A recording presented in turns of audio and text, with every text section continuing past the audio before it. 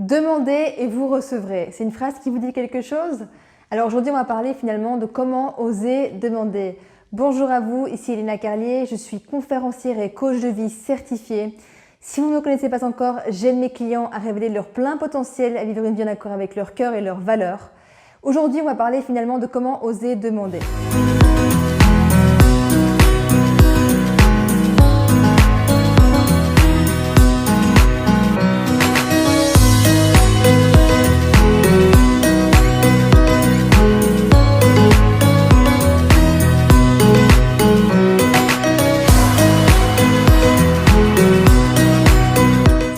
Qui est vraiment très intéressant parce qu'il est très récurrent. Je vois bon nombre de personnes autour de moi, des gens que j'accompagne, mais pas que, des gens autour de moi qui ont beaucoup de difficultés à oser demander. Pourtant, demander, c'est la base finalement pour recevoir. Demander, c'est l'ouverture à recevoir ce que vous désirez, ce qui est important pour vous. Alors, avant d'être coach et conférencière, il faut savoir que j'étais commerciale pendant de nombreuses années. J'ai même créé une société commerciale à un moment donné. Et dans les entreprises dans lesquelles je travaillais, j'avais des très bons résultats, j'étais même parfois numéro 1. Alors, il y a peut-être plusieurs raisons qui expliquent le fait que j'avais des si bons résultats, mais je pense qu'entre autres, une des raisons qui fait que c'était aussi florissant pour moi, c'était justement ma capacité à être à l'aise, à oser demander. J'étais vraiment très à l'aise à oser demander plein de choses aux clients, à oser demander finalement, à oser questionner les personnes, à avoir ce courage-là d'oser tout simplement, parce que c'est la base de demander, c'est oser. Alors, il y a de fortes chances que si aujourd'hui c'est compliqué pour vous de demander quelque chose, c'est que probablement il y a deux raisons principales. La première, c'est que vous n'êtes pas à l'aise avec le non et vous avez l'impression que quand on vous dit non, en fait, on vous dit non à vous. Ok ?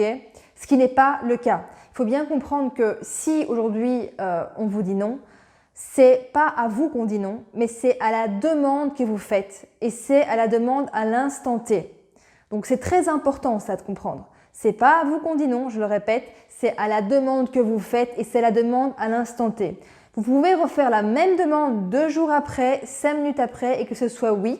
Et je vais vous expliquer justement par rapport à ça, je vais vous partager une petite histoire que j'ai vécue justement par rapport à ça.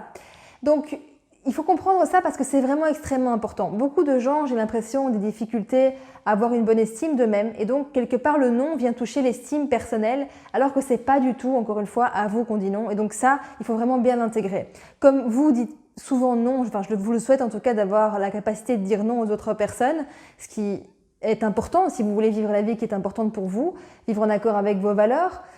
Quand vous dites non, c'est pas forcément à la personne que vous dites non. Vous dites non en fait à ce qu'elle vous demande à l'instant T parce que ça vous correspond pas dans le moment présent, ok? Ou que ce qu'elle vous propose ne vous intéresse tout simplement pas. Mais c'est pas à la personne réellement, c'est à la demande. Et c'est très très important ça. Ensuite, il y a de fortes chances que si vous avez des difficultés à demander, c'est que vous n'êtes pas à l'aise avec le rejet et que vous preniez finalement ce non pour un rejet. Alors, encore une fois, le non, ce n'est pas un rejet, c'est juste que ça ne correspond pas à la personne au moment où vous posez la question. Je sais que ça peut paraître insistant, mais c'est tellement important de comprendre ça. Et que donc, finalement, et quand bien même ce serait du rejet au final, quand bien même ce serait du rejet, c'est pas grave en réalité. Vous avez le droit de demander ce que vous voulez demander, vous pouvez demander tout ce que vous voulez demander dans la vie, et les gens ont le droit de pouvoir répondre oui ou de répondre non. Alors, ce qu'il faut comprendre, c'est que quand vous demandez quelque chose à quelqu'un, vous mettez quelque part la personne dans un inconfort. Parce que quand vous demandez quelque chose à quelqu'un, la personne elle a envie de vous répondre par un oui. Pourquoi? Parce qu'on veut tous être appréciés. On désire tous dans le fond de nous-mêmes être aimés. Et qu'on sait très bien qu'on sera probablement plus apprécié si on répond oui à la demande que l'on nous fait. Donc quelque part, c'est inconfortable pour la personne de vous répondre non. Et donc à partir de là, vous pouvez comprendre que si elle peut répondre oui, elle le fera. Alors, bien évidemment, si vous avez des difficultés à demander des choses qui sont assez importantes, commencez par des petites choses, ok? Je vais vous donner un exemple très concret par rapport à ça, de ce que j'ai pu vivre récemment. Je vous disais qu'on peut vous dire non 5 minutes et que 5 minutes après, on pouvait vous dire oui. Eh bien, j'ai une histoire concrète pour vous le raconter. Il y a quelques semaines, j'ai reçu un courrier qui me demandait de payer une taxe d'habitation. J'étais extrêmement étonnée parce qu'on était en 2019 quand j'ai reçu la lettre et le courrier donc était de 2015, c'est-à-dire qu'on me demandait de payer une taxe de 2015, soit près de 5 ans après. Donc, j'appelle la société pour savoir ce qu'il en est, comment ça se fait que j'ai pas vu un courrier avant qui m'aurait été envoyé, comment ça se fait qu'on envoie un courrier presque 5 ans après. Et finalement, je comprends que c'était une taxe que je n'ai pas reçue à ce moment-là et que donc je devais la payer, ce qui en soi est OK. Mais comme c'était inhabituel, j'ai demandé, c'était pas prévu en tout cas dans mes factures, j'ai demandé si je pouvais la payer en plusieurs fois. Et la femme au téléphone me répond que c'est pas possible. Ok, très bien, donc on raccroche l'une et l'autre et je rappelle exactement 5 minutes après. Dans la même société, j'ai une autre femme au téléphone, je lui fais la même demande et vous savez quoi? Je pense que vous avez deviné, la réponse a été oui. Donc c'est super intéressant ce que je vous dis.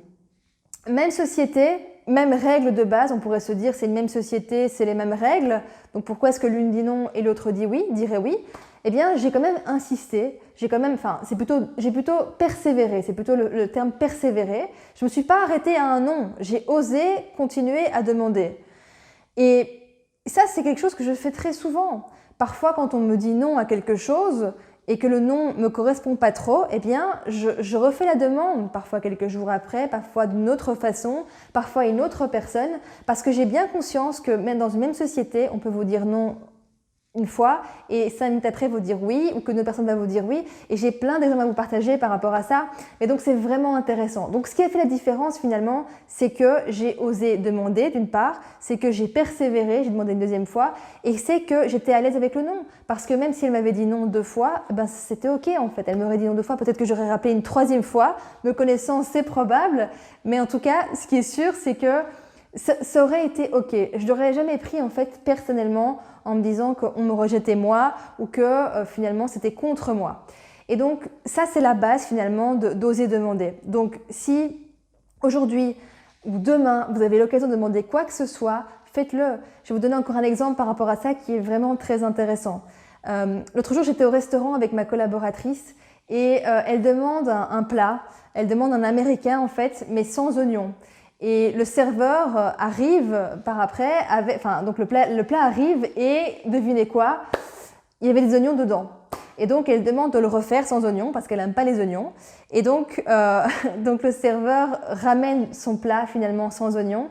Et là c'était l'occasion pour moi de demander, de lui dire ça mérite bien un petit café à la fin, n'est-ce pas? Et il m'a répondu on verra ce que je peux faire. Et donc j'avais compris finalement que c'est dans la poche et que le café ce serait ok. Alors, il aurait pu me dire non, il n'y avait aucun problème. Mais l'idée, c'est que j'ai trouvé finalement la faille de la situation pour oser demander quelque chose qui, en soi, ne coûte pas grand-chose finalement au restaurant, mais qui fait toujours plaisir de recevoir un petit quelque chose en plus. Ça fait toujours plaisir.